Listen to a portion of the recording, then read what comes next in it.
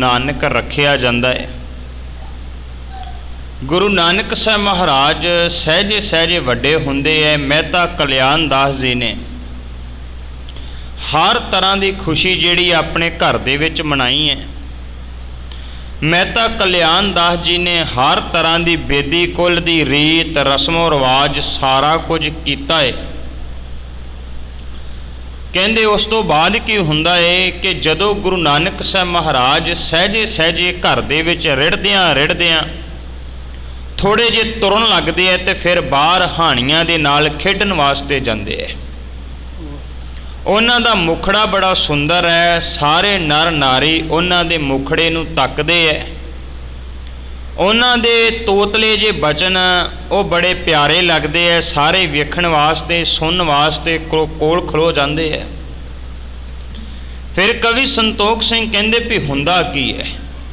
कहंदे आखिर हुंदा ये है कि गुरु नानक साहब महाराज बाहर जदों खेडन जाते हैं तो घर दे विचों जदों तुरदे है ना तो घर दे विचों कोई चीज़ कदे भांडे कदे भोजन कदे कपड़े वस्त्र आदिक उन्होंने फड़ने ते बाहर लै जाने। बाहर ले जाके जिथे कोई गरीब दिखना जे किसी कोल कोई कपड़ा नहीं है तो ਉਹਦੇ लागे जाके कपड़े रख देने बाल उम्र है। जे कोई भुखा दिखाई दिंदा है तो ਉਹਦੇ कोल जाके भोजन रख देना। तो जे कोई भिखारी नज़र आउंदा तो ਉਹਦੇ कोल जाके भांडे बर्तन रख देने। कई दिन ये घर का सिलसिला इदां ही चलता रहा। गुरु नानक साहब महाराज घर दे विचों वस्तुआं चीज़ां खड़ के ते बाहर गरीबां ते भिखारियां नूं दिंदे रहे। फिर होया कि एक दिन बड़ी कीमती चीज़ बड़ा कीमती भांडा घर दे विचों पकड़िया ते मात तृप्ता ने देख लिया। जदों देखिया कि घर दे विचों ये बर्तन लैके जा रहे ने जदों फिर गुरु नानक साहब महाराज वापस आए मात तृप्ता ने पूरा पूरा ख्याल रखिया भी जेड़ा भांडा खड़िया वापस लियांदा कि नहीं लियांदा। उन्होंने देखिया कि गए तो हाथ विच कुछ लैके सी वापस आए तो हाथ खाली है। मात तृप्ता जी ने अपने पुत्र नानक जी नूं पकड़ लिया है। पकड़न तो बाद पूछया भी दस जिहड़ी चीज़ घरों खड़ी सी वो कित्थे है। कवि संतोख सिंह कहंदे कि गुरु नानक साहब महाराज खामोश है चुप है। चुप करके देखते रहे। कहंदे इन्ना चिर नूं कवि संतोख सिंह जी कह रहे कहंदे फिर इन्ना चिर नूं मात तृप्ता जी ने अपने हाथ दे विच एक निक्की जी लकड़ी पकड़ लई। लकड़ी का भाव आम सुभावक कि उन्होंने अपने हाथ विच एक सोटी पकड़ लई। कहंदे जदों उन्होंने सोटी पकड़ी ना तो इन्ना चिर नूं फिर बाहरों चाचा कालू जी आ जाते हैं। उन्होंने आन के देखिया कि मात तृप्ता जिहड़े है गुरु नानक साहब महाराज नूं झिड़कदे पे है। तो फिर कवि संतोख सिंह जी कहंदे ने कि कालू जी ने आन के मात तृप्ता जी नूं कहा कि भावें इन्हें घर दे विचों बहुत सारियां चीज़ां जिहड़ियां वस्तुआं जिहड़ियां वो खड़ियां जरूर है पर वापस नहीं लैके आंदियां। चल कोई गल नहीं अजे बच्चा है वड्डा होवेगा आपे समझ आवेगा। अजे इनू पता नहीं कि घर दीयां चीज़ां दी सांभ किवें करनी है। घर दीयां चीज़ां बनाउणियां है ना कि गवाउणियां है। जदों वड्डा होया आपे इस गल नूं समझ आवेगा। इस करके अज तुसीं इस नूं छड्ड देवो। चाचा कालू जी दे कहण दे उपर मात तृप्ता जी ने अपने पुत्र नानक जी नूं छड्डिया। कवि संतोख सिंह जी कहंदे ने कि फिर गुरु नानक साहब महाराज जी दे नेत्रां दे विचों नीर वह रहा सी। मात तृप्ता जी जिहड़े आ प्यार दे विच आउंदे आ आण के अपने पुत्र दे नेत्र पहुंचदे आ ते उन्हां नूं गोदी दे विच बिठाल लैंदे आ। बिठाल के अपने मन च सोचते हैं कि इको एक पुत्र है वो भी बहुत सारिया सादा मुरादां तो बाद बहुत अरदासां ते बेनतियां तो बाद प्राप्त होया है। जे उन्हें कोई गलती कर ही लई सी ते मैनू इवें उहदे नाल इवें दा विहार नहीं सी करना चाहिदा। मन ही मन मात तृप्ता जी पछता रहे सन ते अपने पुत्र दे नाल लाड कर रहे सन ते फिर गुरु नानक साहब महाराज जी दे मस्तक नूं चुम रहे सन। ये इतिहास की लड़ी कवि संतोख सिंह सानू सारियां नूं ਸੁਣਾ ਰਹੇ ਹਨ, ਸਮਝਾ ਰਹੇ ਹਨ। ਇਸ ਤੋਂ ਅਗਲੇਰੀ ਲੜੀ ਦੇ ਨਾਲ ਜੁੜਨ ਵਾਸਤੇ ਆਪ ਸਮੂਹ ਸੰਗਤ ਇੱਕ ਵਾਰ ਰਸਨਾ ਤੋਂ ਉਚਾਰਨ ਕਰਿਓ। ਸਾਰੇ ਆਖਿਓ ਜੀ ਸਤਨਾਮ ਵਾਹਿਗੁਰੂ ਸਾਹਿਬ ਜੀ।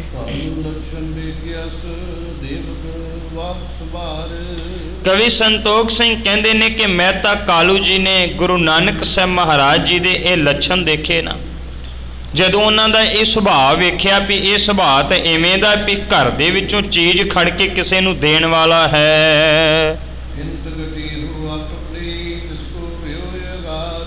ਫਿਰ ਕਵੀ ਸੰਤੋਖ ਸਿੰਘ ਕਹਿੰਦੇ ਨੇ ਕਿ ਮਹਿਤਾ ਕਾਲੂ ਜੀ ਆਪਣੇ ਮਨ ਅੰਦਰ, ਦਿਲ ਅੰਦਰ ਗਿਣਤੀਆਂ ਮਿੰਤੀਆਂ ਕਰਦੇ ਕਰਦੇ ਆਪਣੇ ਘਰੋਂ ਤੁਰ ਪਏ। ਤੇ ਤੁਰੇ ਕਿੱਧਰ ਨੂੰ? ਤੁਰੇ ਨੇ ਪੰਡਿਤ ਹਰਦਿਆਲ ਜੀ ਦੇ ਘਰ ਵੱਲ ਨੂੰ।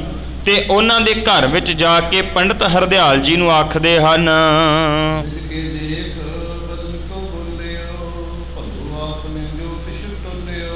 ਕਵੀ ਸੰਤੋਖ ਸਿੰਘ ਕਹਿੰਦੇ ਨੇ ਕਿ ਮਹਿਤਾ ਕਲਿਆਣ ਦਾਸ ਆਖਦੇ, ਕਹਿੰਦੇ ਜੋਤਸ਼ੀ ਜੀ, ਪੰਡਿਤ ਜੀ, ਪੰਡਿਤ ਹਰਦਿਆਲ ਜੀ, ਜੋ ਕੁਝ ਤੁਸੀਂ ਮੇਰੇ ਪੁੱਤਰ ਦੇ ਬਾਰੇ ਕਿਹਾ ਸੀ ਨਾ, ਜਿਹੜੀ ਜੋਤਿਸ਼ ਵਿਦਿਆ ਤੁਸੀਂ ਲਾਈ ਸੀ ਮੇਰੇ ਪੁੱਤਰ ਦੇ ਬਾਰੇ, ਅਸਲ ਵਿੱਚ ਉਹ ਜੋਤਿਸ਼ ਦੇ ਮੁਤਾਬਕ ਤੁਹਾਡਾ ਉਹ ਜਿਹੜਾ ਪੁੱਤਰ ਹੈ ਉਹ ਚੰਗਾ ਨਹੀਂ ਨਿਕਲਿਆ।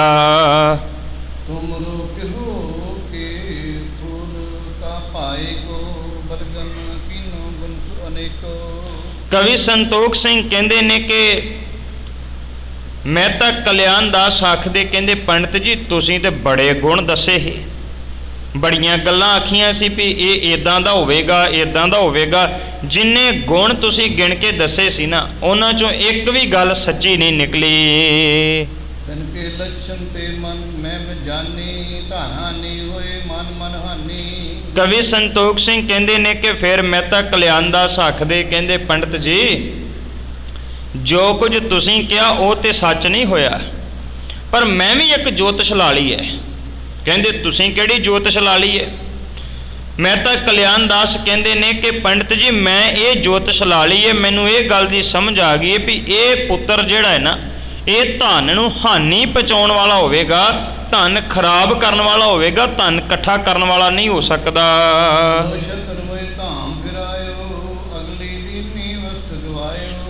ਮਹਿਤਾ ਕਲਿਆਣ ਦਾਸ ਜੀ ਕਹਿੰਦੇ ਨੇ ਬੜੇ ਗੁੱਸੇ ਚ ਕਰੋਧ ਆਣ ਕੇ ਪੰਡਿਤ ਜੀ ਨਾਲ ਗੱਲ ਕਰਦੇ, ਪੰਡਿਤ ਹਰਦਿਆਲ ਨੂੰ ਕਹਿੰਦੇ, ਤੁਸੀਂ ਤੇ ਕਹਿੰਦੇ ਛਤਰ ਝੁੱਲਣਾ ਹੈ, ਕਿਹੜਾ ਛਤਰ ਝੁੱਲੇਗਾ? ਸੱਚ ਤੇ ਇਹ ਹੈ ਵੀ ਜਿਹੜਾ ਕੁਝ ਪੱਲੇ ਹੈਗਾ ਨਾ, ਜਿਹੜਾ ਧਨ ਕੋਲ ਹੈ, ਉਹ ਵੀ ਧਨ ਲੱਗਦਾ ਇਹਨੇ ਸਾਰਾ ਗਵਾ ਦੇਣਾ ਹੈ।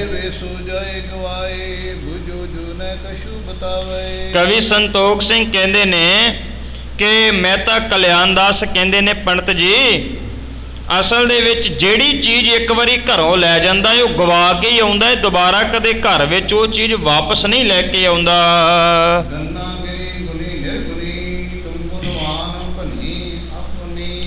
ਕਵੀ ਸੰਤੋਖ ਸਿੰਘ ਕਹਿੰਦੇ ਕਿ ਇੰਨੇ ਗੁੱਸੇ ਵਿੱਚ ਆਣ ਕੇ ਮਹਿਤਾ ਕਲਿਆਣ ਦਾਸ ਬੋਲਦੇ, ਕਹਿੰਦੇ ਪੰਡਿਤ ਜੀ, ਜਿੰਨੇ ਗੁਣ ਤੁਸੀਂ ਦੱਸੇ ਸੀ ਨਾ, ਇੱਕ ਵੀ ਗੁਣ ਨਹੀਂ ਉਹਦੇ ਵਿੱਚ, ਉਹ ਗੁਣਾਂ ਤੋਂ ਰਹਿਤ ਹੈ। ਅਸਲ ਵਿੱਚ ਤੁਸੀਂ ਉਲਟ ਦੱਸ ਦਿੱਤਾ ਹੈ, ਗਲਤ ਦੱਸ ਦਿੱਤਾ ਹੈ। ਇਹ ਕਹਿਣਾ ਸੀ ਵੀ ਗੁਣਾਂ ਤੋਂ ਹੀਣ ਹੈ, ਤੁਸੀਂ ਕਹਿ ਦਿੱਤਾ ਵੀ ਮੇਰਾ ਪੁੱਤਰ ਬੜਾ ਗੁਣਾਂ ਵਾਲਾ ਹੈ।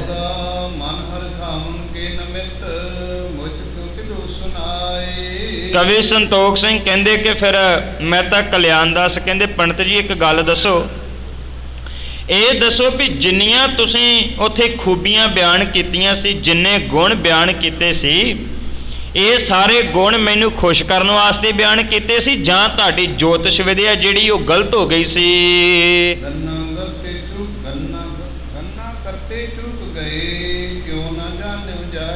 ਕਹਿੰਦੇ ਅਸਲ ਵਿੱਚ ਮੈਨੂੰ ਲੱਗਦਾ ਵੀ ਤੁਸੀਂ ਜੋਤਿਸ਼ ਵਿਦਿਆ ਖੇਡਣ ਵੇਲੇ, ਜੋਤਿਸ਼ ਲਾਉਣ ਵੇਲੇ ਤੁਸੀਂ ਭੁਲੇਖਾ ਖਾ ਗਏ ਸੀ, ਤੁਸੀਂ ਭੁੱਲ ਗਏ ਸੀ, ਤੁਹਾਨੂੰ ਭੁਲੇਖਾ ਲੱਗ ਗਿਆ, ਤੁਸੀਂ ਅਸਲ ਜੋਤਿਸ਼ ਜਿਹੜੀ ਹੈ ਨਾ ਉਹ ਨਹੀਂ ਦੱਸ ਸਕੇ।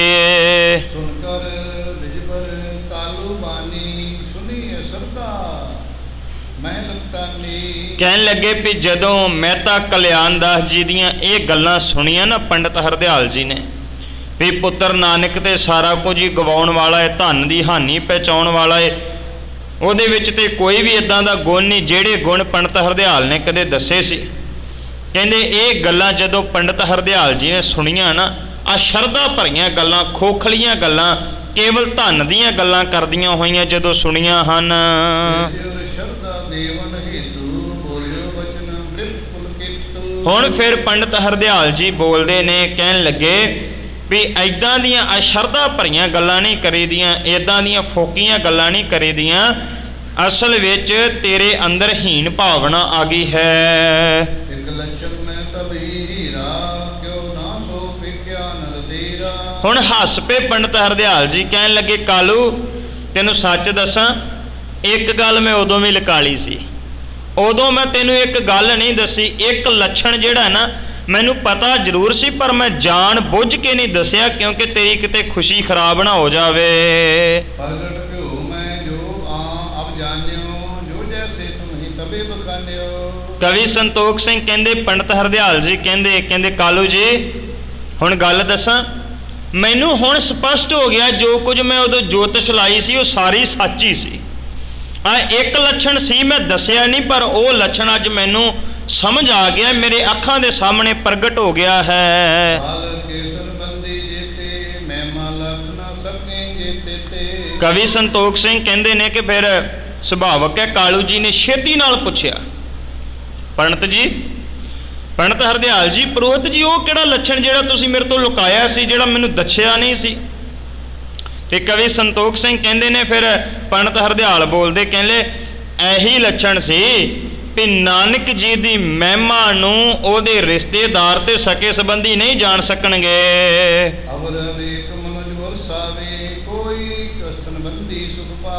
ਕਵੀ ਸੰਤੋਖ ਸਿੰਘ ਕਹਿੰਦੇ ਨੇ ਕਿ ਬਾਹਰਲੇ ਜਿੰਨੇ ਲੋਕ ਹੈ ਅਵਰ, ਬਾਕੀ ਸਾਰੀ ਦੁਨੀਆ ਉਹਦੇ ਤੋਂ ਲਾਭ ਪ੍ਰਾਪਤ ਕਰੇਗੀ, ਉਹਦੀ ਮਹਿਮਾ ਦੇ ਗੁਣ ਗਾਇਨ ਕਰੇਗੀ, ਲੇਕਿਨ ਕੋਈ ਵਿਰਲਾ ਰਿਸ਼ਤੇਦਾਰ ਹੋਵੇਗਾ, ਕੋਈ ਵਿਰਲਾ ਸ਼ਰੀਕੇ ਬਰਾਦਰੀ ਵਾਲਾ ਘਰ ਦਾ ਮੈਂਬਰ ਹੋਵੇਗਾ ਜਿਹੜਾ ਉਹਦੇ ਤੇ ਸ਼ਰਧਾ ਰੱਖੇਗਾ, ਜਿਹੜਾ ਉਹਦੇ ਕੋਲੋਂ ਖੁਸ਼ੀਆਂ ਪ੍ਰਾਪਤ ਕਰ ਸਕੇਗਾ, ਪਰ ਘਰ ਦੇ ਸਾਰੇ ਮੈਂਬਰ ਜਿਹੜੇ ਹੈ ਨਾ ਉਹਦੀ ਮਹਿਮਾ ਨੂੰ ਨਹੀਂ ਗਾ ਸਕਣਗੇ, ਉਹ ਨਹੀਂ ਉਹਨੂੰ ਪਹਿਚਾਣ ਸਕਣਗੇ। ਬਾਹਰ ਦੇ ਲੋਕ ਉਹਦੇ ਕੋਲੋਂ ਬਹੁਤ ਸਾਰਾ ਲਾਭ ਪ੍ਰਾਪਤ ਕਰ ਲੈਣਗੇ।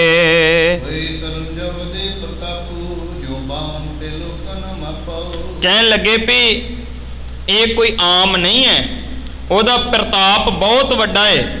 ਜਿਵੇਂ ਕਿਸੇ ਵਕਤ 52 ਰੂਪ ਦੇ ਵਿੱਚ ਅਵਤਾਰ ਮੰਨਿਆ ਜਾਂਦਾ, ਭਾਰਤ ਦੇ ਲੋਕਾਂ ਨੇ ਮੰਨਿਆ ਹੈ ਵੀ 52 ਰੂਪ ਧਾਰਨ ਕੀਤਾ, ਤੇ ਉਦੋਂ ਫਿਰ 3 ਪੈਰਾਂ ਦੇ ਨਾਲ ਸਾਰੀ ਜ਼ਮੀਨ ਜਿਹੜੀ ਉਹਦੇ ਤੇ ਕਬਜ਼ਾ ਕਰ ਲਿਆ, ਇੱਕ ਧਰਤੀ ਤੇ ਰੱਖਤੀ, ਇੱਕ ਸਵਰਗ ਤੇ ਰੱਖਤੀ। ਕਹਿੰਦੇ ਜਿਵੇਂ ਅਵਤਾਰਾਂ ਦੀ ਸਮੇਂ-ਸਮੇਂ ਤੇ ਮਹਿਮਾ ਹੋਈ ਹੈ ਨਾ, ਐਵੇਂ ਮਹਿਮਾ ਗੁਰੂ ਨਾਨਕ ਸਾਹਿਬ ਮਹਾਰਾਜ ਦੀ ਹੋਣੀ ਹੈ। ਕਹਿੰਦੇ ਵੀ ਪੰਡਤ ਹਰਦਿਆਲ ਜੀ ਕਹਿ ਰਹੇ, ਕਹਿੰਦੇ ਕਾਲੂ ਭੁਲੇਖਾ ਨਾ ਖਾ, ਇਹਨੂੰ ਸਾਰੇ ਪੀਰ ਫਕੀਰ ਮੀਰ ਦਾ ਅਰਥ ਹੁੰਦਾ ਬਾਦਸ਼ਾਹ ਰਾਜੇ ਲੋਕ, ਪੀਰ ਦਾ ਅਰਥ ਹੁੰਦਾ ਧਰਮੀ ਲੋਕ, ਚਾਹੇ ਧਰਮੀ ਲੋਕ ਹੋਣ ਤੇ ਚਾਹੇ ਹੋਣ ਰਾਜੇ ਲੋਕ, ਸਾਰੇ ਇਹਦੀ ਮਹਿਮਾ ਨੂੰ ਗਾਉਣਗੇ। ਇੱਦਾਂ ਗਾਉਣਗੇ ਜਿਵੇਂ ਕਿਸੇ ਸਮੇਂ ਗੋਕਲ ਦੇ ਲੋਕ ਜਿਹੜੇ ਸ਼੍ਰੀ ਕ੍ਰਿਸ਼ਨ ਦੀ ਮਹਿਮਾ ਗਾਇਆ ਕਰਦੇ ਸੀ।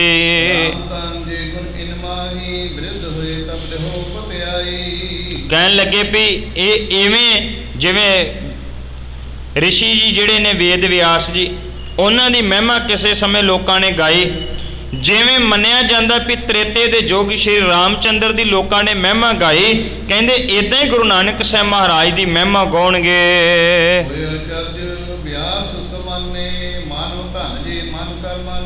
ਕਹਿਣ ਲੱਗੇ ਜਿਹੜਾ ਇੱਕ ਮਨ ਇੱਕ ਚਿੱਤ ਕਰਕੇ ਇਹਦੇ ਗੁਣਾਂ ਨੂੰ ਮੰਨੇਗਾ, ਸੱਚ ਇਹ ਹੈ ਉਹਦੀ ਵਡਿਆਈ ਜਿਹੜੀ ਹੈ ਬਹੁਤ ਜ਼ਿਆਦਾ ਹੋਏਗੀ, ਵੱਡੇ ਭਾਗਾਂ ਵਾਲਾ ਹੋਵੇਗਾ ਜਿਹੜਾ ਗੁਰੂ ਨਾਨਕ ਸਾਹਿਬ ਮਹਾਰਾਜ ਦੇ ਗੁਣਾਂ ਨੂੰ ਗਾਵੇਗਾ।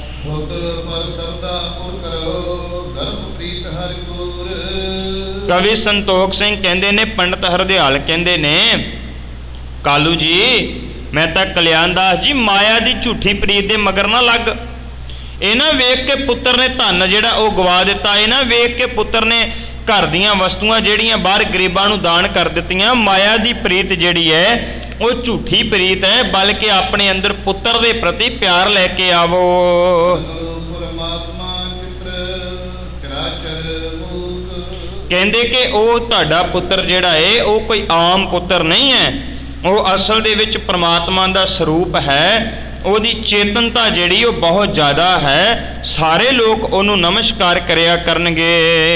ਹਿਤ ਪਦ ਦ੍ਰਿਪਤ ਕੀ ਪ੍ਰਬਾਨੀ ਮੁਖ ਬਲ ਅਸ ਕਵਿਕਾ ਜੁਰਮਾਨੀ। ਕਹਿਣ ਲੱਗੇ ਵੀ ਜਿਵੇਂ ਫਿਰ ਕਵੀ ਸੰਤੋਖ ਸਿੰਘ ਕਹਿ ਰਹੇ, ਕਹਿੰਦੇ ਜਿਵੇਂ ਫਿਰ ਘੋੜੇ ਨੂੰ ਲਗਾਮ ਤੋਂ ਫੜ ਲਈਦਾ ਨਾ ਤੇ ਉਹ ਚੁੱਪ ਕਰਕੇ ਬੈਠ ਜਾਂਦਾ, ਟਿਕ ਜਾਂਦਾ।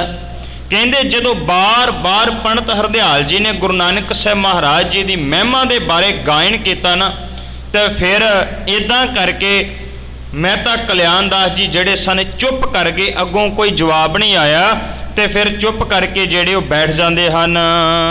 ਹਰਵਣ ਅਮੀ ਕੀਰਤੀ ਦਿਆਲਾ ਦਿਜ ਕੀਰਤ ਸੋ ਮੁਕਤਨ ਮਾਲਾ। ਕਹਿਣ ਲੱਗੇ ਵੀ ਪੰਡਤ ਹਰਦਿਆਲ ਜੀ ਦੇ ਮੁਖ ਤੋਂ ਆਪਣੇ ਪੁੱਤਰ ਦੀ ਕੀਰਤੀ ਸੁਣ ਕੇ, ਆਪਣੇ ਪੁੱਤਰ ਦੀ ਵਡਿਆਈ ਸੁਣ ਕੇ, ਤੇ ਫਿਰ ਇਉਂ ਲੱਗਿਆ ਵੀ ਜਿਵੇਂ ਮੋਤੀ ਜਿਹੜੇ ਹਨ, ਮੋਤੀ ਉਹ ਮੋਤੀਆਂ ਨੂੰ ਕੋਈ ਵਿਰਲਾ ਪਹਿਚਾਨਦਾ ਹੈ, ਜਿਵੇਂ ਮੋਤੀਆਂ ਦੀ ਮਾਲਾ ਹੁੰਦੀ ਹੈ ਨਾ, ਇਵੇਂ ਇੱਕ ਇੱਕ ਗੁਣ ਜਿਹੜੇ ਨੇ ਉਹ ਪੰਡਤ ਹਰਦਿਆਲ ਜੀ ਨੇ ਜਿਹੜੇ ਹਨ ਉਹ ਮਹਿਤਾ ਕਲਿਆਣਦਾਸ ਜੀ ਨੂੰ ਦਰਸਾ ਦਿੱਤੇ ਹਨ। ਆਕ ਬਣਕ ਜੋ ਕੀਮਤ ਤਾਹੀ ਨਾ ਜਾਣੀ ਕਾਲੂ ਮਨ ਮਾਹੀ। ਅਸਲ ਦੇ ਵਿੱਚ ਜਿਵੇਂ ਕੀਮਤੀ ਮਾਲਾ ਤੇ ਮੋਤੀ ਜਿਹੜੇ ਉਹਦੀ ਮਹਿਮਾ ਨੂੰ ਕੋਈ ਵਿਰਲਾ ਜਾਣਦਾ ਹੈ।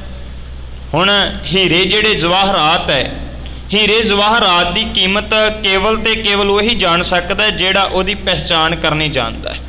ਸੋਨੇ ਦੀ ਕੀਮਤ ਸੁਨਿਆਰਾ ਹੀ ਜਾਣ ਸਕਦਾ ਹੈ, ਆਮ ਬੰਦੇ ਨੂੰ ਕੀ ਪਤਾ। ਭਾਈ ਗੁਰਦਾਸ ਸਾਹਿਬ ਜੀ ਨੇ ਤੇ ਇੱਥੋਂ ਤੱਕ ਕਹਿ ਦਿੱਤਾ, ਉਹ ਕਹਿੰਦੇ ਵੀ ਇੱਕ ਬਾਂਦਰ ਜਿਹੜਾ ਹੈ ਨਾ, ਉਹਦੇ ਗਲ ਦੇ ਵਿੱਚ ਰਤਨਾਂ ਦੀ ਮਣੀ ਪਾ ਦਿਓ ਤੇ ਉਹਨੂੰ ਕਹੋ ਵੀ ਇਹ ਬੜਾ ਕੀਮਤੀ ਹੈ, ਤੇ ਬਾਂਦਰ ਕੀ ਜਾਣ ਸਕਦਾ ਵੀ ਰਤਨ ਮਣੀ ਦੀ ਕੀਮਤ ਕੀ ਹੈ। ਰਤਨ ਮਣੀ ਗਲ ਬਾਂਦਰੇ ਕਹੋ ਕੀਮ ਨਾ ਜਾਣੇ, ਉਹ ਕੀਮਤ ਨਹੀਂ ਜਾਣ ਸਕਦਾ। ਕੜਛੀ ਸਵਾਓ ਨਾ ਸੰਭਲੇ ਰਸ ਭੋਜਨ ਖਾਣੇ। ਜਿਹੜੀ ਕੜਛੀ ਹੈ ਉਹ ਰੋਜ਼ 36 ਪ੍ਰਕਾਰ ਦੇ ਭੋਜਨਾਂ ਦੇ ਵਿੱਚ ਫਿਰਦੀ ਹੈ, ਪਰ ਫਿਰ ਵੀ ਉਹਦੀ ਕੀਮਤ ਨਹੀਂ ਜਾਣ ਸਕਦੀ। ਜਿਵੇਂ ਕਰਕੇ ਗੁੱਜਰ ਜਿਹੜੇ ਹੈ ਕੀਮਤੀ ਅੰਮ੍ਰਿਤ ਵਰਗਾ ਦੁੱਧ ਵੇਚ ਕੇ ਤੇ ਬਾਜ਼ਾਰ ਦੇ ਵਿੱਚੋਂ ਉਹ ਜਿਹੜੀ ਸੂੜੀ ਖਰੀਦ ਕੇ ਲੈ ਆਉਂਦੇ, ਉਹਨਾਂ ਨੂੰ ਪਤਾ ਹੀ ਨਹੀਂ ਕੀਮਤ ਕਿੰਨੀ ਹੈ। ਭਾਈ ਗੁਰਦਾਸ ਸਾਹਿਬ ਕਹਿੰਦੇ ਅਸਲ ਵਿੱਚ ਇਹ ਮਨੁੱਖਾ ਜੀਵਨ ਬੜਾ ਕੀਮਤੀ ਹੈ, ਇਹਨੂੰ ਕੋਈ ਵਿਰਲਾ ਜਾਣ ਸਕਦਾ ਹੈ, ਤੇ ਕੇਵਲ ਉਹੀ ਜਾਣ ਸਕਦਾ ਹੈ ਜਿਹੜਾ ਇਹਦਾ ਵਪਾਰੀ ਹੈ। ਅੰਮ੍ਰਿਤ ਕੀ ਸਾਰ ਸੋਈ ਜਾਣੇ ਜੋ ਅੰਮ੍ਰਿਤ ਕਾ ਵਪਾਰੀ ਜੀਓ। ਜਿਹੜਾ ਇਹਦਾ ਵਪਾਰੀ ਹੈ, ਜਿਹਨੂੰ ਇਹਦੀ ਕੀਮਤ ਦਾ ਪਤਾ ਹੀ ਨਹੀਂ, ਜਿਹੜਾ ਸੰਸਾਰ ਦੀ ਧਨ ਦੌਲਤ ਨਾਲ ਜੁੜਿਆ ਹੈ, ਉਹਨੂੰ ਕੀ ਲੱਗੇ ਉਹਦੇ ਵੱਲੋਂ, ਉਹਨੂੰ ਕੀ ਲੱਗੇ ਧਰਮ ਕੀ ਹੁੰਦਾ ਹੈ, ਅਧਿਆਤਮਕਤਾ ਕੀ ਹੁੰਦੀ ਹੈ। ਆਪਣਾ ਆਪ ਗਵਾ ਕੇ, ਆਪਣਾ ਆਪ ਵਾਰ ਕੇ ਵੀ ਸਾਰਾ ਕੁਝ ਧਰਮ ਪ੍ਰਾਪਤ ਕੀਤਾ ਜਾਂਦਾ, ਉਹਨੂੰ ਇਸ ਗੱਲ ਨਾਲ ਕੋਈ ਮਤਲਬ ਨਹੀਂ ਬਣਦਾ। ਜਿਹੜੇ ਐਸੇ ਲੋਕ ਵੀ ਹੁੰਦੇ ਸੰਸਾਰ ਦੇ ਵਿੱਚ ਜਿਹੜੇ ਕੇਵਲ ਤੇ ਕੇਵਲ ਆਪਣੇ ਸਵਾਰਥ ਨੂੰ ਸਾਹਮਣੇ ਰੱਖਦੇ ਹੈ ਵੀ ਸਵਾਰਥ ਕਿਵੇਂ ਆ ਸਕਦਾ ਹੈ। ਧਰਮ ਦੇ ਹੱਕ 'ਚ ਬੋਲਿਆ ਸਵਾਰਥ ਆ ਸਕਦਾ ਹੈ ਕਿ ਧਰਮ ਦੇ ਵਿਰੋਧ 'ਚ ਬੋਲਿਆ ਸਵਾਰਥ ਆ ਸਕਦਾ ਹੈ। ਬਸ ਫਿਰ ਜੇ ਹੱਕ ਵਾਲੀ ਗੱਲ ਹੈ ਤੇ ਹੱਕ ਵਾਲੀ ਕਰ ਦਿਓ, ਜੇ ਵਿਰੋਧ ਵਾਲੀ ਹੈ ਤੇ ਵਿਰੋਧ ਵਾਲੀ ਕਰ ਦਿਓ। ਸੱਚ ਹੈ ਇੱਕ ਐਸਾ ਇੱਕ ਗਾਇਕ ਹੀ ਪੰਜਾਬ ਦੇ ਵਿੱਚ ਉਹ ਹੈ ਜਿਹਨੇ ਸਾਰੇ ਪੰਜਾਬ ਦੇ ਲੋਕਾਂ ਨੂੰ ਪੰਜਾਬੀ ਦੇ ਨਾਮ ਦੇ ਉੱਪਰ ਬਹੁਤ ਜ਼ਿਆਦਾ ਲੁੱਟਿਆ, ਪੰਜਾਬੀ ਦੇ ਨਾਮ ਦੇ ਉੱਪਰ ਆਪਣੇ ਆਪ ਨੂੰ ਫੇਮਸ ਕਰਾ ਲਿਆ। ਪੰਜਾਬ ਦੇ ਲੋਕਾਂ ਨੇ ਧੜਾ ਧੜ ਪੈਸੇ ਦੇ ਦੇ ਕੇ ਉਹਦਾ ਘਰ ਭਰ ਕੇ ਰੱਖ ਦਿੱਤਾ। ਜਦੋਂ ਦੇਖਿਆ ਹੁਣ ਪੰਜਾਬੀ ਦੀ ਲੋੜ ਕੋਈ ਨਹੀਂ, ਤੇ ਫਿਰ ਹਿੰਦੀ ਵਾਲੇ ਪਾਸੇ ਨੂੰ ਤੁਰ ਪਿਆ, ਤੇ ਇਤਿਆਦਿਕ ਭਾਰਤ ਦੀ ਬਹੁ ਗਿਣਤੀ ਨੂੰ ਖੁਸ਼ ਕਰਨ ਵਾਸਤੇ ਤੇ ਉਹਨੂੰ ਮਾਸੀ ਆਖਣ ਲੱਗ ਗਿਆ। ਹੁਣ ਐਸਾ ਹੀ ਹੋਰ ਸ਼ੋਸ਼ਾ ਫੇਰ ਛੱਡ ਦਿੰਦਾ ਹੈ। ਸੱਚ ਇਹ ਹੈ ਕੋਈ ਕਿਸੇ ਨੂੰ ਰੱਬ ਮੰਨਦਾ ਹੈ ਮੰਨੇ, ਸਾਡਾ ਕਿਸੇ ਨਾਲ ਕੋਈ ਸਬੰਧ ਨਹੀਂ। ਕੋਈ ਬੰਦਿਆਂ ਨੂੰ ਰੱਬ ਬਣਾਈ ਜਾਏ, ਕੋਈ ਬੀੜੀ ਪੀੜ ਵਾਲਿਆਂ ਨੂੰ ਰੱਬ ਬਣਾਈ ਜਾਏ, ਸਿੱਖਾਂ ਨੂੰ ਉਹਦੇ ਨਾਲ ਕੀ ਮਤਲਬ ਹੈ। ਪਰ ਦੇਖੋ ਕਿਵੇਂ ਕਿਵੇਂ ਕੋਝੀਆਂ ਚਾਲਾਂ ਚੱਲ ਕੇ, ਸਾਜ਼ਿਸ਼ਾਂ ਘੜ ਘੜ ਕੇ, ਜਾਣ ਬੁੱਝ ਕੇ ਸਿੱਖਾਂ ਦੀ ਅਣਖ ਨੂੰ ਵੰਗਾਰਨ ਵਾਸਤੇ ਬਾਰ-ਬਾਰ ਸਿੱਖਾਂ ਨੂੰ ਟੁੰਬਣ ਦਾ ਯਤਨ ਕਰਦੇ ਹੈ। ਇੱਕ ਵਾਰ ਜਿੱਥੇ ਅੰਬ ਦਾ ਦਰਖਤ ਲੱਗ ਜਾਏ, ਉੱਥੋਂ ਅੰਬ ਦਾ ਦਰਖਤ ਪੁੱਟਿਆ ਜਾਏ, ਦੁਬਾਰਾ ਉੱਥੇ ਕਦੇ ਲੱਗਦਾ ਨਹੀਂ। ਆ ਵੇਖੋ ਕਿੰਨੇ ਲੱਗੇ ਹੋਏ। ਖਿਮਾ ਕਰਿਓ, ਭਾਵ ਕੀ ਹੈ? ਸ਼ਾਇਦ ਸਿੱਖ ਜਗਤ ਨੇ ਇਹ ਤੇ ਸੋਚ ਲਿਆ ਕਿ ਇਹ ਬੋਲ ਗਿਆ ਏ ਕਿ ਉਹਦਾ ਉਹ ਬੀੜੀਆਂ ਪੀਣ ਵਾਲਾ ਜਿਹਨੂੰ ਰੱਬ ਬਣਾਈ ਬੈਠਾ ਏ, ਉਹਨੂੰ ਗੁਰੂ ਅਮਰਦਾਸ ਮਹਾਰਾਜ ਜੀ ਦੀ ਕੁੱਲ ਦੇ ਨਾਲ ਜੁੜ ਗਿਆ। ਕੱਲੀ ਇੰਨੀਓ ਹੀ ਬਾਤ ਨਹੀਂ ਹੈ, ਕੁੱਲ ਨਾਲ ਜੋੜਦਾ ਹੈ, ਜੋੜ ਜਾਏ।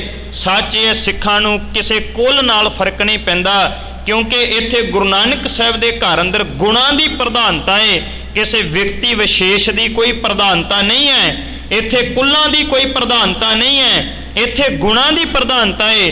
ਤਾਂ ਹੀ ਤੇ ਇੱਥੇ ਗੁਰੂ ਨਾਨਕ ਸਾਹਿਬ ਮਹਾਰਾਜ ਪੁੱਤਰੀ ਕੌਲ ਨਾ ਪਾਲਿਓ ਕਰ ਪੀਰੋਂ ਕੰਨ ਮੁਰਟੀਏ, ਇੱਥੇ ਗੁਰੂ ਨਾਨਕ ਸਾਹਿਬ ਮਹਾਰਾਜ ਲਹਿਣਾ ਜੀ ਨੂੰ ਤਰਜੀਹ ਦਿੰਦੇ ਹੈ, ਆਪਣੀ ਗੁਰਤਾ ਗੱਦੀ ਦੇ ਉੱਪਰ ਬਿਰਾਜਮਾਨ ਕਰਦੇ ਹੈ। ਤੇ ਗੁਰੂ ਅੰਗਦ ਸਾਹਿਬ ਮਹਾਰਾਜ ਗੁਰੂ ਅਮਰਦਾਸ ਮਹਾਰਾਜ ਨੂੰ ਇੱਥੇ ਪੁੱਤਰਾਂ ਤੇ ਕੁੱਲਾਂ ਦੀ ਤੇ ਬਾਤ ਹੀ ਕੋਈ ਨਹੀਂ। ਲੇਕਿਨ ਜਿਹੜੀ ਗੱਲ ਸੀ ਵਿਚਾਰਨ ਵਾਲੀ, ਸੱਚ ਇਹ ਹੈ, ਉਹ ਕਹਿ ਗਿਆ ਕਿ ਇੱਕ ਥਾਂ ਤੋਂ ਪੁੱਟਿਆ ਹੋਇਆ ਅੰਬ ਦੁਬਾਰਾ ਉੱਥੇ ਹੁੰਦਾ ਨਹੀਂ। ਆਹ ਦੇਖੋ ਕਿੰਨੇ ਲੱਗੇ ਹੋਏ ਹੈ। ਕਹਿਣ ਦਾ ਭਾਵ ਆਪਣੇ ਬੇੜੀਆਂ ਪੀਣ ਵਾਲੇ ਲੋਕਾਂ ਨੂੰ ਗੁਰੂ ਅਮਰਦਾਸ ਮਹਾਰਾਜ ਦੀ ਕੁੱਲ ਦੇ ਨਾਲ ਦਰਸਾ ਕੇ ਤੇ ਬਾਅਦ ਵਿੱਚ ਕਹਿ ਗਿਆ ਵੀ ਇੱਕ ਵਾਰੀ ਗੁਰਗੱਦੀ ਭੱਲਿਆਂ ਦੀ ਕੁੱਲ ਚੋਂ ਚਲੀ ਗਈ ਤੇ ਦੁਬਾਰਾ ਆਉਣੀ ਨਹੀਂ ਸੀ। ਆਹ ਵੇਖੋ ਦੁਬਾਰਾ ਆ ਗਈ। ਕਹਿਣ ਦਾ ਭਾਵ ਕੀ ਹੈ, ਕਿੱਧਰ ਦੀ ਅੰਬ ਲਿਆ ਕੇ ਤੇ ਕਿੱਧਰ ਦੀ ਕਹਾਣੀਆਂ ਜੋੜ ਕੇ ਕਿਵੇਂ ਸਿੱਖਾਂ ਨੂੰ ਟੁੰਬਿਆ ਜਾ ਰਿਹਾ ਹੈ। ਖਿਮਾ ਕਰਿਓ ਜੇ, ਅਸੀਂ ਤੇ ਉਹਦੇ ਨਾਲ ਕੋਈ ਗੁਰੂ ਦੀ ਤੁਲਨਾ ਕਰ ਹੀ ਨਹੀਂ ਸਕਦੇ। ਅਸੀਂ ਤੇ ਇਹ ਵੀ ਤੁਲਨਾ ਕਰਕੇ ਨਹੀਂ ਕਹਿ ਸਕਦੇ ਵੀ ਤੂੰ ਸਾਡੇ ਗੁਰੂ ਵਰਗਾ ਵੀ ਨਹੀਂ ਹੈਗਾ।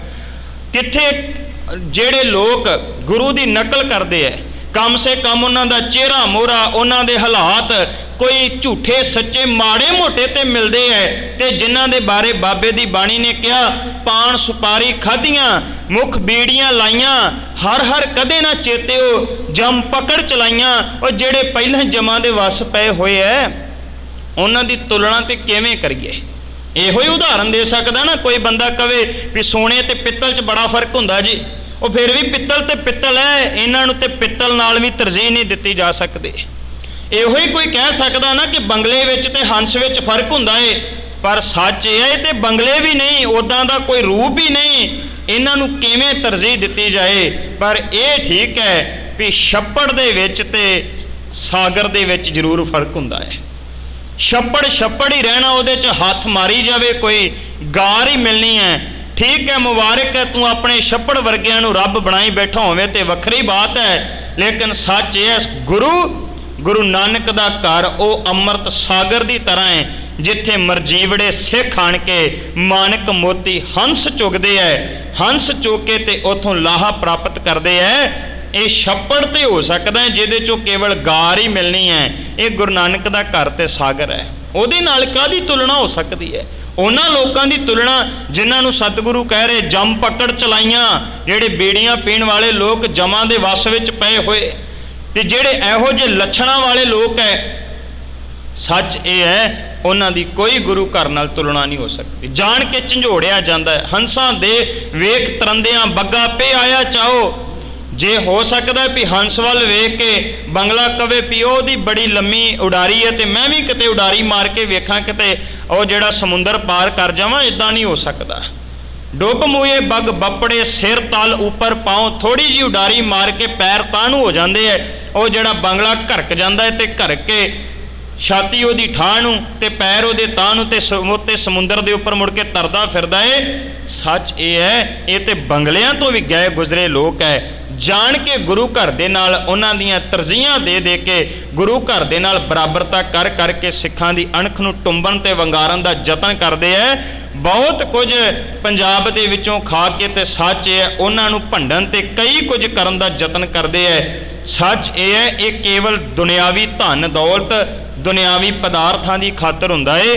ਕਵੀ ਸੰਤੋਖ ਸਿੰਘ ਜੀ ਦਰਸਾ ਰਹੇ ਨੇ, ਕਹਿੰਦੇ ਕਿਵੇਂ ਪੰਡਤ ਹਰਦਿਆਲ ਜੀ ਜਿਹੜੇ ਨੇ ਉਹ ਮਹਿਤਾ ਕਲਿਆਣ ਦਾਸ ਨੂੰ ਸਮਝਾ ਰਹੇ ਵੀ ਦੁਨਿਆਵੀ ਧਨ ਦੌਲਤ ਜਿਹੜਾ ਹੈ ਨਾ, ਉਹਦੀ ਬਹੁਤੀ ਪਰਵਾਹ ਨਾ ਕਰ। ਗੁਰੂ ਨਾਨਕ ਸਾਹਿਬ ਮਹਾਰਾਜ ਜੀ ਜਿਹੜੇ ਹਨ ਉਹਦੇ ਤੇ ਸ਼ਰਧਾ ਲੈ ਕੇ ਆਉਣ ਦੀ ਯਤਨ ਕਰ।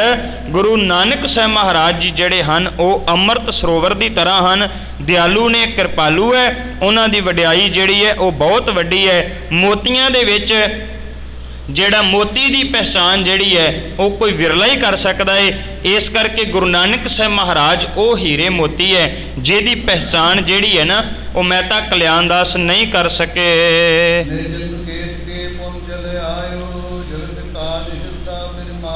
ਕਹਿੰਦੇ ਵੀ ਫਿਰ ਮਹਿਤਾ ਕਲਿਆਣ ਦਾਸ ਜੀ ਜਿਹੜੇ ਹਨ ਉਹ ਵਾਪਸ ਆ ਗਏ। ਵਾਪਸ ਆਣ ਕੇ ਆਪਣੇ ਘਰ ਦੇ ਦੁਬਾਰਾ ਕੰਮਾਂ ਕਾਰਾਂ ਦੇ ਵਿੱਚ ਲੱਗ ਜਾਂਦੇ ਹਨ।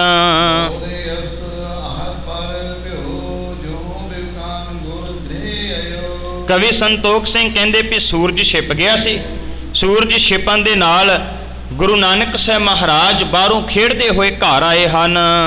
ਕੀਰਤ ਮਾਤ ਰੂਪ ਬਲ ਜਾਵੇ, ਪਾਨ ਆਪਨੇ ਭੋਜ ਖਵਾਵੇ। ਮਾਤਾ ਨੇ ਮਾਤ ਤ੍ਰਿਪਤਾ ਜੀ ਨੇ ਆਪਣੇ ਪੁੱਤਰ ਨੂੰ ਪਕੜਿਆ ਹੈ, ਹੱਥ ਪੈਰ ਸਾਫ਼ ਕਰਵਾਏ ਨੇ ਤੇ ਕਰਵਾਉਣ ਤੋਂ ਬਾਅਦ ਉਹਨਾਂ ਨੂੰ ਭੋਜਨ ਖਵਾਉਣ ਲੱਗੀ ਹੈ।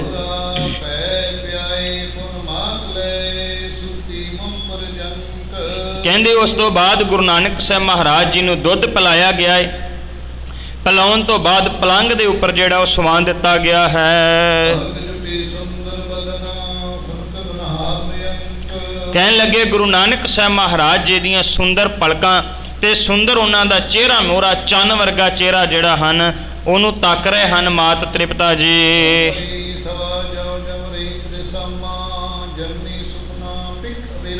ਕਹਿਣ ਲੱਗੇ ਜਿਸ ਵਕਤ ਸਵਾ ਪਹਿਰ ਰਾਤ ਜਿਹੜੀ ਗੁਜ਼ਰ ਗਈ ਨਾ ਤੇ ਮਾਤ ਤ੍ਰਿਪਤਾ ਜੀ ਜਿਹੜੇ ਆ ਨਾ ਉਹਨਾਂ ਨੂੰ ਇੱਕ ਸੁਪਨਾ ਆਉਂਦਾ ਹੈ।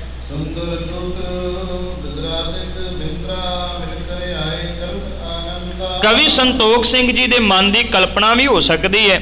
ਕਹਿਣ ਲੱਗੇ ਵੀ ਸੁੰਦਰ ਇੱਕ ਨਾ ਸੁਪਨਾ ਆਉਂਦਾ ਮਾਤ ਤ੍ਰਿਪਤਾ ਜੀ ਨੂੰ। ਕਿੱਦਾਂ ਦਾ? ਕਹਿਣ ਲੱਗੇ ਸਾਰੇ ਦੇਵਤੇ ਜਿਹੜੇ ਆ ਨਾ ਬੜੀ ਖੁਸ਼ੀ ਮਨਾ ਰਹੇ ਹਨ।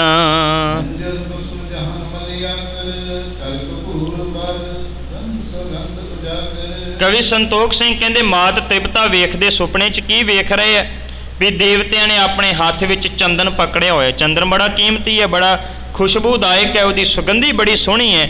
ਕਹਿੰਦੇ ਨਾਲ ਹੀ ਉਹਨਾਂ ਨੇ ਫੁੱਲ ਜਿਹੜੇ ਆ ਪਕੜੇ ਹੋਏ ਹਨ। ਇਦਾਂ ਕਰਕੇ ਆਪਣੇ ਹੱਥ ਵਿੱਚ ਫੁੱਲ ਤੇ ਚੰਦਨ ਲੈ ਕੇ ਖੜੇ ਹਨ।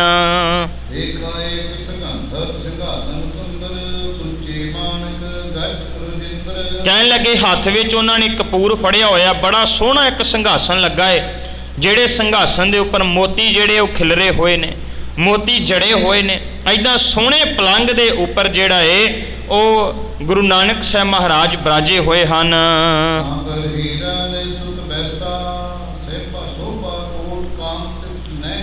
ਕਹਿੰਦੇ ਵੀ ਸੁੰਦਰ ਪਲੰਘ ਦੇ ਉੱਪਰ ਮਾਤ ਤ੍ਰਿਪਤਾ ਜੀ ਸੁਪਨਾ ਵੇਖ ਰਹੇ। ਕਹਿੰਦੇ ਸੁੰਦਰ ਪਲੰਘ ਦੇ ਉੱਪਰ ਜਿਹਦੇ ਤੇ ਹੀਰੇ ਜੜੇ ਹੋਏ ਨੇ ਉਹਦੇ ਉੱਪਰ ਗੁਰੂ ਨਾਨਕ ਸਾਹਿਬ ਮਹਾਰਾਜ ਬੈਠੇ ਹੋਏ ਨੇ ਤੇ ਦੇਵਤੇ ਜਿਹੜੇ ਆ ਨਾ ਉਹਨਾਂ ਦੀ ਪ੍ਰਸ਼ੰਸਾ ਕਰ ਰਹੇ ਹਨ, ਉਹਨਾਂ ਦੀ ਵਡਿਆਈ ਕਰ ਰਹੇ ਹਨ।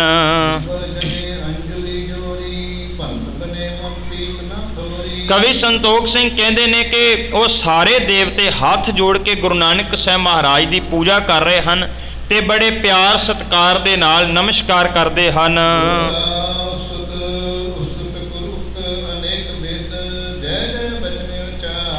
ਕਵੀ ਸੰਤੋਖ ਸਿੰਘ ਕਹਿੰਦੇ ਵੀ ਉਹ ਸਾਰੇ ਦੇਵਤੇ ਜਿਹੜੇ ਹਨ ਉਹ ਗੁਰੂ ਨਾਨਕ ਸਾਹਿਬ ਮਹਾਰਾਜ ਦੀ ਜੈ ਜੈਕਾਰ ਕਰ ਰਹੇ ਹਨ। ਹੱਥ ਉਹਨਾਂ ਦੇ ਜਿਹੜੇ ਹਨ ਉਹ ਜੁੜੇ ਹੋਏ ਹਨ। ਕਹਿੰਦੇ ਵੀ ਦੇਵਤੇ ਆਪਣੇ ਮੁਖ ਤੋਂ ਕਹਿ ਰਹੇ ਨੇ ਵੀ ਤੁਸੀਂ ਪਰਮਾਤਮਾ ਸਰੂਪ ਹੋ, ਤੁਸੀਂ ਪਰਮ ਪੁਰਖ ਹੋ, ਤੁਹਾਡਾ ਕੋਈ ਪਾਰਾਵਾਰ ਨਹੀਂ। ਹੱਥ ਜੋੜ ਜੋੜ ਕੇ ਗੁਰੂ ਨਾਨਕ ਸਾਹਿਬ ਮਹਾਰਾਜ ਦੀ ਵਡਿਆਈ ਜਿਹੜੀ ਹੈ ਉਹ ਕਰ ਰਹੇ ਹਨ ਦੇਵਤੇ। ਕਹਿਣ ਲੱਗੇ ਵੀ ਉਹ ਜਿਹੜੇ ਦੇਵਤੇ ਹੈ ਮਾਤ ਤ੍ਰਿਪਤਾ ਜੀ ਸੁਪਨਾ ਵੇਖ ਰਹੇ। ਕਹਿੰਦੇ ਵੀ ਉਹ ਸਾਰੇ ਦੇਵਤੇ ਜਿਹੜੇ ਹੱਥ ਜੋੜ ਕੇ ਕਹਿ ਰਹੇ ਨੇ ਵੀ ਤੁਸੀਂ ਧਰਤੀ ਨੂੰ ਆਸਰਾ ਦੇਣ ਵਾਲੇ ਹੋ ਤੇ ਹੁਣ ਬੇਦੀ ਕੋਲ ਦੇ ਵਿੱਚ ਤੁਸੀਂ ਪ੍ਰਗਟ ਹੋਏ ਹੋ।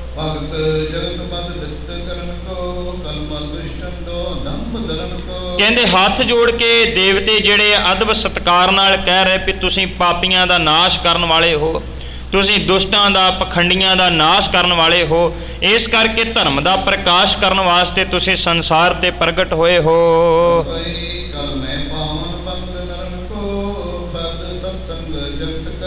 ਕਹਿਣ ਲੱਗੇ ਵੀ ਦੇਵਤੇ ਹੱਥ ਜੋੜ ਕੇ ਗੁਰੂ ਨਾਨਕ ਸਾਹਿਬ ਮਹਾਰਾਜ ਨੂੰ ਕਹਿ ਰਹੇ ਸਨ ਵੀ ਤੁਸੀਂ ਸੰਸਾਰ ਦੇ ਲੋਕਾਂ ਨੂੰ ਸਿੱਧੇ ਰਸਤੇ ਤੇ ਲਿਆਉਣ ਵਾਸਤੇ ਪ੍ਰਗਟ ਹੋਏ ਹੋ। ਤੁਸੀਂ ਭਵ ਸਾਗਰ ਤੋਂ ਪਾਰ ਕਰਨ ਵਾਸਤੇ ਜਿਹੜੇ ਤੁਹਾਡੇ ਚਰਨਾਂ ਵਿੱਚ ਜੁੜਨਗੇ ਉਹ ਇਸ ਭਵਜਲ ਤੋਂ ਪਾਰ ਹੋ ਜਾਣਗੇ।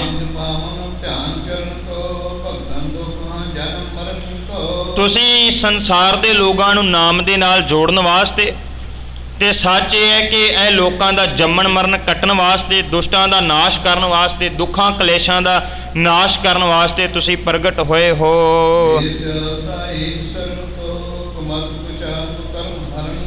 ਕਹਿਣ ਲੱਗੇ ਜਿਹੜੇ ਪ੍ਰਭੂ ਦੀ ਸ਼ਰਨ ਵਿੱਚ ਜੁੜਨਗੇ ਨਾ, ਸੱਚ ਇਹ ਹੈ ਕਿ ਉਹ ਨੀਚ ਕਰਮਾਂ ਵਾਲੇ ਕਿਉਂ ਨਾ ਹੋਣ, ਮੰਦ ਬੁੱਧੀ ਵਾਲੇ ਕਿਉਂ ਨਾ ਹੋਣ, ਉਹ ਸਾਰੇ ਜਿਹੜੇ ਹਨ ਗੁਰੂ ਨਾਨਕ ਸਾਹਿਬ ਦੇ ਚਰਨਾਂ 'ਚ ਜੁੜ ਕੇ ਪਵਿੱਤਰ ਹੋ ਜਾਣਗੇ, ਤੇ ਜਿਹੜੇ ਮਾੜੇ ਲੋਕ ਹਨ ਉਹਨਾਂ ਦਾ ਵਿਨਾਸ਼ ਹੋਵੇਗਾ। ਪੀਰ ਪੀਰ ਸਿਧ ਦਰਪ ਸ਼ਰਨ ਕੋ ਵਾਹਿਗੁਰੂ ਕੇ ਜਪ ਪ੍ਰਣ ਕੋ। ਕਹਿਣ ਲੱਗੇ ਜਿਹੜੇ ਪੀਰ ਫਕੀਰ ਭਾਵ ਧਰਮੀ ਲੋਕ, ਸਿੱਧ ਲੋਕ, ਮੀਰ ਬਾਦਸ਼ਾਹ ਲੋਕ ਜਿਹੜੇ ਹਨ, ਉਹ ਸਾਰੇ ਜਦੋਂ ਹੰਕਾਰ ਆਪਣੇ ਨੂੰ ਛੱਡ ਕੇ ਗੁਰੂ ਨਾਨਕ ਸਾਹਿਬ ਮਹਾਰਾਜ ਦੇ ਚਰਨਾਂ ਦੇ ਵਿੱਚ ਜੁੜਨਗੇ ਤੇ ਸਤਿਗੁਰੂ ਉਹਨਾਂ ਨੂੰ ਨਾਮ ਦੇ ਨਾਲ ਜੋੜਨਗੇ। ਦੋਹਰਾ ਏ ਬਿਦ ਬਿਦ ਸੁਬਦਨ ਬਦ ਭਲੇ ਬਿੰਦ ਮਨਾਏ। ਕਹਿਣ ਲੱਗੇ ਇਦਾਂ ਕਰਕੇ ਮਾਤ ਤ੍ਰਿਪਤਾ ਜੀ ਸੁਪਨਾ ਵੇਖ ਰਹੇ ਹਨ ਕਿ ਉਹ ਸਾਰੇ ਦੇਵਤੇ ਜਿਹੜੇ ਹਨ ਆਪਣੇ ਮੁਖ ਤੋਂ ਉਚਾਰਨ ਕਰ ਰਹੇ ਹਨ, ਗੁਰੂ ਨਾਨਕ ਸਾਹਿਬ ਮਹਾਰਾਜ ਦੇ ਚਰਨਾਂ ਕਮਲਾਂ ਤੇ ਨਮਸਕਾਰ ਕਰ ਰਹੇ ਹਨ। ਗਏ ਆਪਣੇ ਲੋਕ ਕੋ ਜੈ ਜੇਤੇ ਤੂੰ ਆਏ। ਕਹਿਣ ਲੱਗੇ ਫਿਰ ਉਹ ਸਾਰੇ ਦੇ ਸਾਰੇ ਦੇਵਤੇ ਅਚਾਨਕ ਜਿਹੜੇ ਹਨ ਉਹ ਚਲੇ ਜਾਂਦੇ ਹਨ, ਭਾਵ ਮਾਤ ਤ੍ਰਿਪਤਾ ਜੀ ਦਾ ਸੁਪਨਾ ਜਿਹੜਾ ਹੈ ਨਾ ਉਹ ਟੁੱਟ ਜਾਂਦਾ ਹੈ। ਪਈ ਅਚਰਜ ਪਈ ਹੋਤ ਕਰਮਾ ਮਾਹਿਰ ਕਰਮਾਤਾ ਜਾਨੀ ਪਰੇ ਨਾ ਗਤ। ਕਹਿਣ ਲੱਗੇ ਕਵੀ ਸੰਤੋਖ ਸਿੰਘ ਕਹਿੰਦੇ ਨੇ ਜਦੋਂ ਸੁਪਨਾ ਟੁੱਟਦਾ ਹੈ ਨਾ ਮਾਤ ਤ੍ਰਿਪਤਾ ਜੀ ਦਾ, ਬੜੀ ਛੇਤੀ ਦੇ ਨਾਲ ਉੱਠਦੇ ਨੇ ਤੇ ਉੱਠ ਕੇ ਆਪਣੇ ਪੁੱਤਰ ਵੱਲ ਵੇਖਦੇ ਆ, ਗੁਰੂ ਨਾਨਕ ਸਾਹਿਬ ਮਹਾਰਾਜ ਵੱਲ ਵੇਖਦੇ ਆ। ਕੀ ਵੇਖਦੇ ਆ ਕਿ ਪੁੱਤਰ ਠੀਕ ਠਾਕ ਹੈ, ਕਿੱਥੇ ਹੈ, ਮੇਰੇ ਕੋਲ ਹੈ ਕਿ ਸੱਚਮੁੱਚ ਕਿਤੇ ਐਸੀ ਜਗ੍ਹਾ ਦੇ ਉੱਪਰ ਸੀ ਜਿਹੜੇ ਉਹ ਰਾਤ ਵੇਖ ਰਹੇ ਸਨ। ਪਿਓਰ ਦੇ ਮੈਂ ਸੰਭਵ ਜਾਗੀ ਸੋ ਤੁਧ ਰਹਿ ਦੇਖ ਸਭ ਦੇਖਤ ਲਾਗੀ। ਕਹਿਣ ਲੱਗੇ ਜਾਗ ਕੇ ਆਪਣੇ ਪੁੱਤਰ ਨੂੰ ਵੇਖਣ ਲੱਗੇ ਹਨ, ਇੱਕ ਇੱਕ ਅੰਗ ਨੂੰ ਜਿਹੜਾ ਹੈ ਉਹ ਮਾਤ ਤ੍ਰਿਪਤਾ ਜੀ ਜਿਹੜੇ ਉਹ ਟੋਲਦੇ ਪਏ ਹਨ। ਚੰਦਨ ਕੇ ਚਰਚਿਤ ਹੈ ਸਾਰੇ ਬਹੁ ਸੁਗੰਧ ਸੋ ਜਜੇ ਨਿਹਾਰੇ। ਕਹਿੰਦੇ ਕਿ ਮਾਤ ਤ੍ਰਿਪਤਾ ਨੂੰ ਐਵੇਂ ਅਨੁਭਵ ਹੋ ਰਿਹਾ ਸੀ ਵੀ ਜਿਵੇਂ ਸੱਚਮੁੱਚ ਉਹਨਾਂ ਦੇ ਹੱਥਾਂ ਵਿੱਚ ਚੰਦਨ ਲੱਗਾ ਹੋਵੇ, ਜਿਵੇਂ ਸੱਚਮੁੱਚ ਉਹਨਾਂ ਦੇ ਕੋਲੋਂ ਕੋਈ ਸੁਗੰਧੀ ਆ ਰਹੀ ਹੋਵੇ। ਸਭ ਮਨ ਮੈਂ ਬਿਰਹਾ ਹੋਈ ਕਿਦੋਂ ਸਾਜਦੇ ਸੁਪਨਾ ਸੋਈ। ਕਹਿਣ ਲੱਗੇ ਕਿ ਹੁਣ ਸੱਚਮੁੱਚ ਉਹਨਾਂ ਦੇ ਮਨ ਵਿੱਚ ਇੱਕ ਸਹਿੰਸਾ ਪ੍ਰਗਟ ਹੋ ਗਿਆ ਵੀ ਇਹ ਰਾਤ ਵਾਲਾ ਸੁਪਨਾ ਸੱਚੀ ਹੈ ਜਾਂ ਅਸਲੀ ਹੈ ਜਾਂ ਨਕਲੀ ਹੈ, ਸੱਚ ਹੈ ਕਿ ਝੂਠ ਹੈ, ਇਹਨੂੰ ਮੈਂ ਕੀ ਸਮਝਣਾ ਕਰਾਂ। ਵਿਗੇ ਵਿਚਾਰ ਤੇ ਆਤਮ ਮਾਤਾ ਨੰਦੇ ਹੋਏ ਨਾ ਏਕੋ ਗਾਤਾ। ਕਹਿਣ ਲੱਗੇ ਇਦਾਂ ਮਾਤਾ ਜੀ ਜਿਹੜੇ ਹਨ ਉਹ ਘਬਰਾ ਜੇ ਕੇ ਤੇ ਬੜਾ ਨਿਰਣਾ ਕਰਨਾ ਉਹਨਾਂ ਵਾਸਤੇ ਔਖਾ ਹੋ ਗਿਆ ਵੀ ਸੱਚ ਕੀ ਸਮਝਣਾ ਕਰਾਂ। ਇਹ ਜੋ ਰਾਤ ਮੈਂ ਸਾਰਾ ਕੁਝ ਸੁਪਨਾ ਵੇਖਿਆ ਇਹ ਕੀ ਹੈ ਸਾਰਾ ਕੁਝ। ਸੁਰਗੀ ਮਹਿਮਾ ਮਨ ਮੈਂ ਮਾਨੀ ਅਵਤਾਰ ਸਤ ਕਿਤ ਜਾਨੀ। ਕਹਿਣ ਲੱਗੇ ਆਪਣੇ ਪੁੱਤਰ ਦੀ ਮਹਿਮਾ ਜਿਹੜੀ ਹੈ ਉਹ ਵਰਣਨ ਕਰ ਰਹੇ ਹਨ ਵੀ ਸੱਚਮੁੱਚ ਮੇਰਾ ਪੁੱਤਰ ਲੱਗਦਾ ਕੋਈ ਅਵਤਾਰ ਹੈ